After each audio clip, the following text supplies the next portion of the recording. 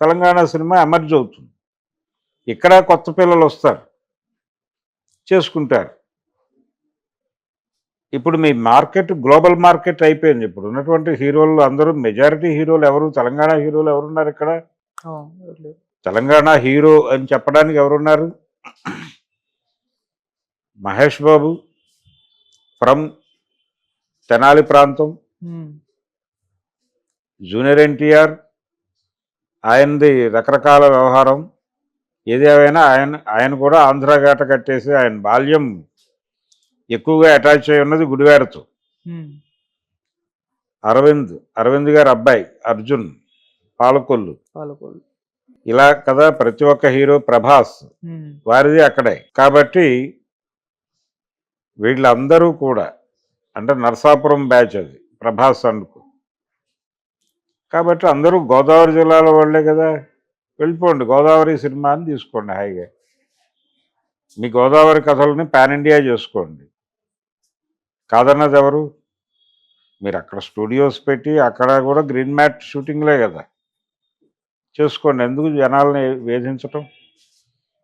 తెలంగాణ ముఖ్యమంత్రి ఆంధ్ర హీరోల మీద దాష్టీకం అనే పద్ధతిలో ఒక వార్త సర్క్యులేట్ అవుతోంది.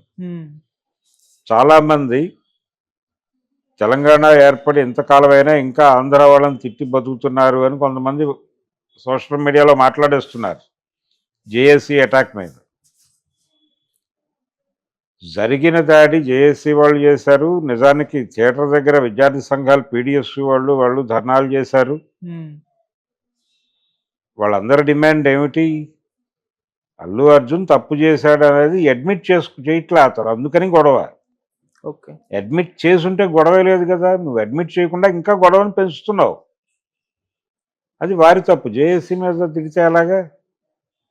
మీరు చెప్తే అల్లు అర్జున్కి చెప్పండి, అరవింద్ గారికి చెప్పండి, అయ్యా మీరు ఒక్క మాట జరిగిన ఇన్సిడెంట్లో మా పాత్ర కూడా ఉండి ఉండవచ్చు, మేము అందుకు క్షమాపణ చెప్పుకుంటున్నాము అని చెప్పండి. తప్పేంటి దానిలో? ఎందుకు మీరు సఫికేట్ అవుతున్నారు? మా అబ్బాయి పగలంతా గార్డెన్లోను రాత్రంతా గదిలో ఒంటరిగా కుమిలిపోతున్నాడు, ఎందుకు వచ్చిన బాధ?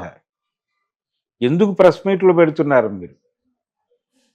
హాయిగా వెళ్ళండి, సీఎంని కలవండి, ఆయనతో కూర్చుని ఏం చేయాలో యాక్షన్ ప్లాన్ డిజైన్ చేసి ఆయనతో నవ్వుతూ మాట్లాడండి, అయిపోతుంది కదా సమస్య. ఇప్పుడు సినిమా యూనిట్ మొత్తం పుష్ప రిలీజ్ అయిన తర్వాత చిరంజీవి గారి ఇంటికి వెళ్ళారండి. ఈయన ఎందుకు వెళ్ళలేదు? వెళ్ళుంటే బాగుండేది కదా. ఈ ఇన్సిడెంట్ జరిగాక మీరు వారింటికి వెళ్ళారు కదా, దానికంటే ముందే వెళ్ళుంటే బాగుండేది కదా. ఇక్కడ రకరకాలుగా వాళ్ళు పొలైట్గా లేరు, హంబుల్గా లేరు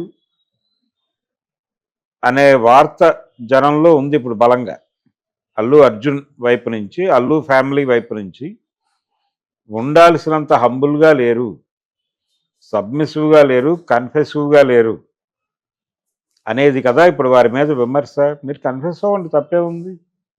ఆ రోజు నా అభిమానుల వలనో నా వలనో ఒక తప్పు జరిగి ఉండొచ్చు. ఆ తొక్కిసలాటకి పరోక్షంగానో ప్రత్యక్షంగానో నేను కూడా కారణం అయి ఉండొచ్చు. అందుకు నేను బేషరతుగా క్షమాపణ చెప్పుకుంటున్నాను అని ఒక మాట అనడానికి ఎందుకు మొహమాట పడుతున్నాడు? ఆ మాట అంటే ఈయన్ని కన్ఫెషన్ స్టేట్మెంట్ ఇచ్చాడని కోర్టు వారు అరెస్ట్ చేసి తీసుకెళ్ళి అండమాన్ జైలుకి పంపించారు కదా, వెంటనే ఉరిశిక్ష వేయరు కదా. ఎందుకు భయపడుతున్నాడు, ఎందుకు మాట్లాడట్లేదు? ఇవన్నీ క్రైటీరియా. అందుకని జేఏసీ డిమాండ్ ఏంటి? డబ్బులు ఇవ్వండి ఆ కుటుంబానికి. అంతకుమించి ఏం మాట్లాడట్లేదు వాళ్ళు. రష్మిక కూడా 15 లక్షలు ఏదో ఇవ్వాలంటున్నారు కదా. ఇలా బాధిత కుటుంబాన్ని ఆదుకోమంటున్నారు. అంతకుమించి వాళ్ళ మీద పడి ఏడిస్తే ఎలా? మీరు ప్రకటన చేశారుగా 25 లక్షలని, ఆ ఖర్చులన్నీ మేమే పెట్టుకుంటాం అన్నారు కదా. మీరు పెట్టుకోవట్లేదని తేలిపోయిందిగా. ఆ సివి ఆనంద్ గారు వెళ్ళి కమిషనర్ ప్రభుత్వమే పెట్టుకుంటోందని చెప్పాడు. ప్రభుత్వమే పెట్టుకుంటోందని ఫ్లోర్లో సీఎం గారు చెప్పాడు. నిన్న కోమటిరెడ్డి వెంకటరెడ్డి విడిగా ఓ ఛానల్కి ఇచ్చిన ఇంటర్వ్యూలో చెప్పాడు. అమెరికా పంపించైనా వైద్యం చేయించడానికి మా ప్రభుత్వం సిద్ధంగా ఉంది అన్నాడు ఆయన. మరి మీరెక్కడ, మీ పాత్ర ఎక్కడ? మీరు వెళ్ళి చూడరు, మీ మీ వేగుల్ని పంపిస్తారు అక్కడికి, మీరు వెళ్ళి నేరుగా వాళ్ళని కలవరు. ఎందుకు వచ్చిన ఈగో మీకు ఇది? కాబట్టి పరిస్థితి ఇక్కడ దాకా తెచ్చుకున్నది వారు. అందుకని జేఏసీ అటాక్ నేపథ్యంలో అనవసరమైన వివాదాలు రేపుతోంది కూడా ఆంధ్ర ప్రాంతపు ఇంటలెక్చువల్సే.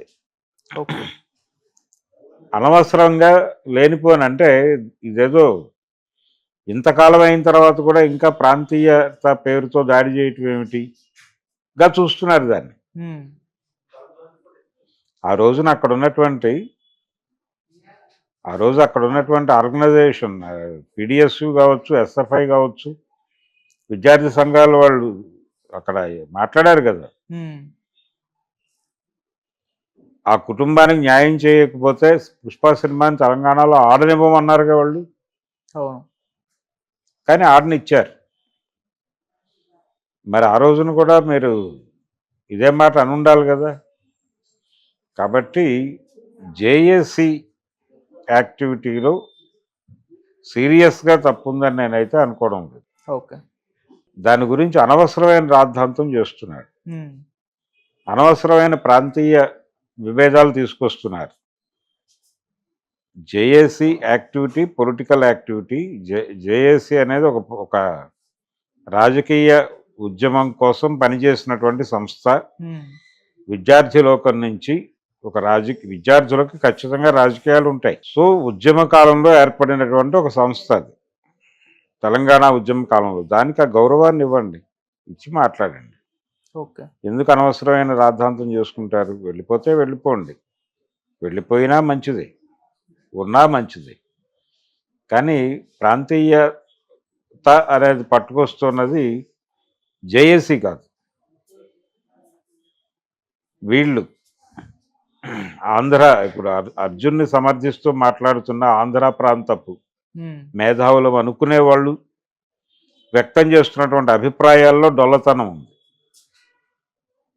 మీరు ఏ ప్రాంతానికి ఆ ప్రాంతానికి గౌరవం ఇచ్చి ఆ ప్రాంతం తాలూకా ఆత్మగౌరవాన్ని కాపాడే పద్ధతిలో మీరు వ్యవహరించాలి, మాట్లాడాలి. అది లోపించింది. నిన్న దాన్ని అలా ఆ టర్న్ తిప్పేలాగా ప్రయత్నం కూడా అల్లు ఫ్యామిలీ నుంచే జరిగింది. దానికి కూడా బాధ్యత వహించాల్సి ఉంటుంది. ఇప్పుడు రేవంత్ రెడ్డికి జేఏసీకి లింకులు ఉన్నాయనే ఫోటోలు రిలీజ్ చేయడం కూడా అలాంటిదే. వెతికితే కేటీఆర్తో కూడా ఫోటోలు దిగుంటారు వాళ్ళు, కేసీఆర్తో దిగుంటారు, గద్దర్తో దిగుంటారు, చిరంజీవితో దిగుంటారు. మరి ఆ ఫోటోలు కూడా వైరల్ చేసేస్తే ఏంటి పరిస్థితి? మీకు మద్దతుగా బీఆర్ఎస్ మాట్లాడటం అనే దాని వలన సీఎం కొంత ఇబ్బంది పడుతున్నాడు.